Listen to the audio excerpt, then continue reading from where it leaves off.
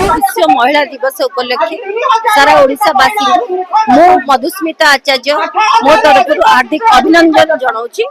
बड़ा दुखर विषय आज इंटरनेशनल महिला डे रे कांग्रेस महिला माने सारा ओडिशा महिला माने सारा भुवनेश्वर महिला माने आज एकत्रित होइछन्ती गोटे प्रश्न उत्तर देबा पाई। से प्रश्न महिला को न्याय केबे मिलिबो जो न्याय पाई आपण देखिबे। आज विश्व महिला दिवस उपलक्षे आमे कला दिवस पालन करछु मुहरे कला पट्टी बांधि। तार मुख्य लक्ष्य आम ओडिसा रा मुख्यमंत्री को प्रश्न आज ओडिसा रे उपमुख्यमंत्री खोजने महिला से आज डिम डिम पिटुचन्ती महिला मानकर सुभद्रा योजना देकिरी 5,000 10,000 टंका देकिरी महिला माने स्वावलंबनशील हेबे।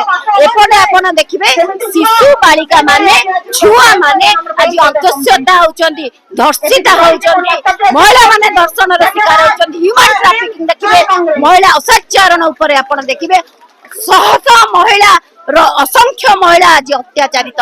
तार प्रश्न उत्तर खुद मुख्यमंत्री खुद उपमुख्यमंत्री देवे कारण ये आपण प्रश्न रही आम प्रधानमंत्री निजे महिला सुरक्षा आसीथिले ओडिशा बार बार गस्त करुचंदी। तेणु ए महिला मानकर गोटे ईश्वर केबे ए महिला को मिलिब न्याय। तेणु बहुत दुखरे कहूँ आज मुख्यमंत्री को ए जो लोकंकर महिला मानक स्वर तांका उपमुख्यमंत्री पाखे पहुंचू जे ए महिला मानकर न्याय केबे मिलिब। ए महिला मानक केबे तांकर इंडिपेंडेंट जो आमर स्वाधीन भारत रे स्वाधीन नाहंती महिला माने मो मतरे।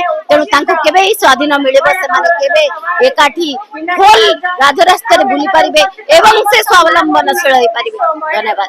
ओडिसा रो मुख्यमंत्री महिला प्रवक्ता मैडम अछंती किंतु स्कूल पिला माने छात्र माने स्कूल रे परीक्षा समय रे एभलिया परिस्थिति सामना करै देखंतु आपण गोटे लज्जार विषय खोद मुख्यमंत्री को एरिया रे आपण देखिबे गोटे महिला आज अंतस्यता आज छुआटे महिला तो कहबिनी मो झियो कहबी से आज 10वीं श्रेणी रे पढ़ला बेले एवं जाजपुर रो बड़ी अंचल रे खुद गोटे झियो मैट्रिक परीक्षा देला बेले से आज निजे मां हेची। तेणु ए प्रश्न हमको अति लज्जार भाव रे कहया पड़ियो मु गोटे मां हेची मु दुईटी शिशु कन्या रा मां हे के निजे कहूची।